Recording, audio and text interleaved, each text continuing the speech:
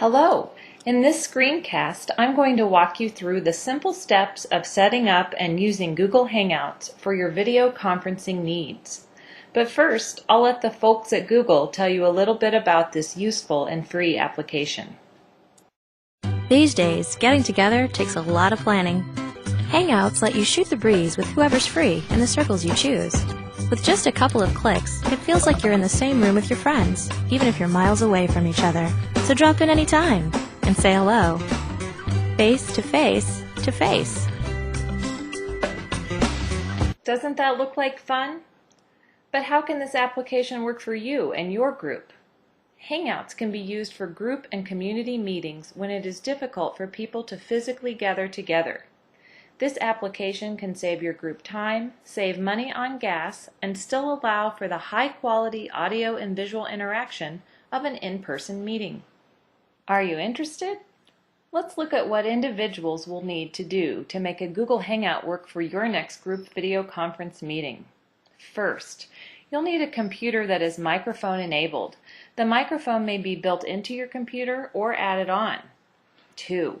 You'll also want your computer to have a camera. Again, this may be built into your computer or you may add one on.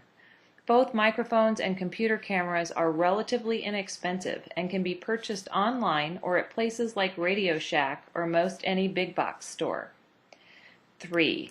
A Windows operating system of XP or higher or a Mac operating system of 10 or higher. 4. A decently fast connection speed. I'm sorry to say that dial-up connection won't work well for this application. 5. The Google Hangout plugin, which is a simple download that I will take you through in just a moment. And 6. Last but not least, a Gmail account. Assuming that you have all the necessary equipment and connection speed, let's cover that last item first, Gmail. Gmail is the free email application from Google, and you sign up for it just like any other free account. To participate in a Google Hangout, each member must have a Gmail account, but they're free.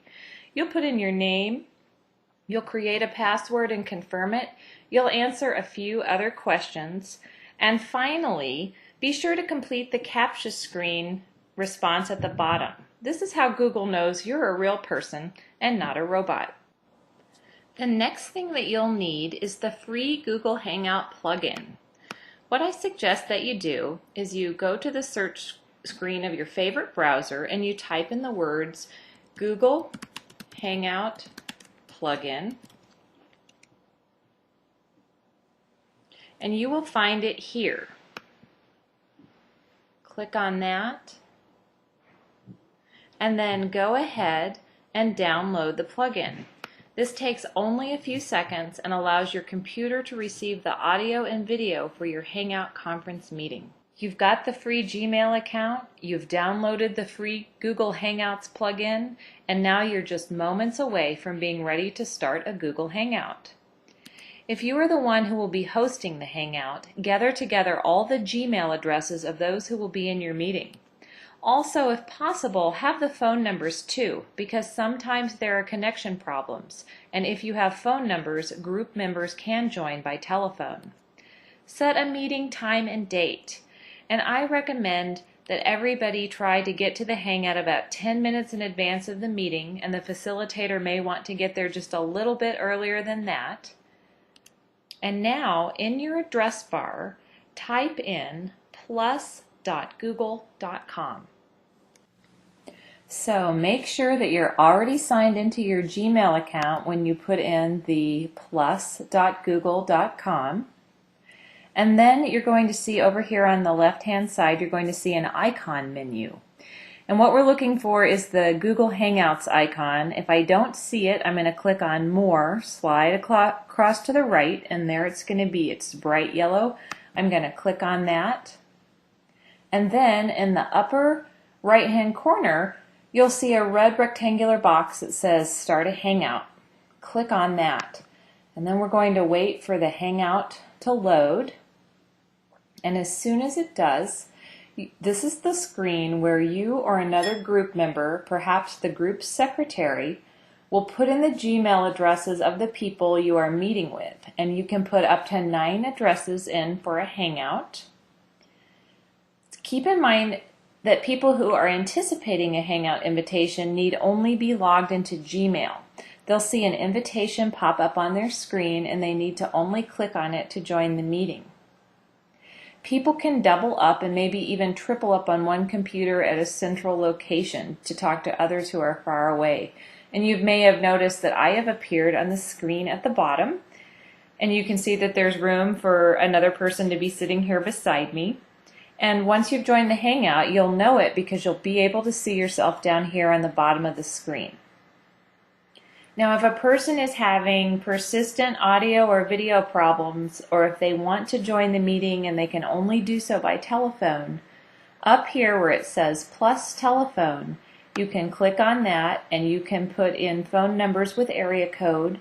Phone numbers in the continental United States are free to dial with Google Hangouts. Here is a muted video of a Hangout in action. And in this session, you will see the larger video change as people take turns talking. All members of the video feed show up along the bottom, but the person talking is featured in the larger window. And a caveat is that if 2 people talk at once, it can sometimes cause audio problems. It's good for meetings taking place on a video conference to follow the same rules as in-person meetings.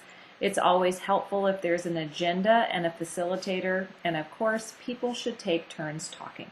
Google Hangouts does have a few limitations or challenges, but they're small compared to the benefits.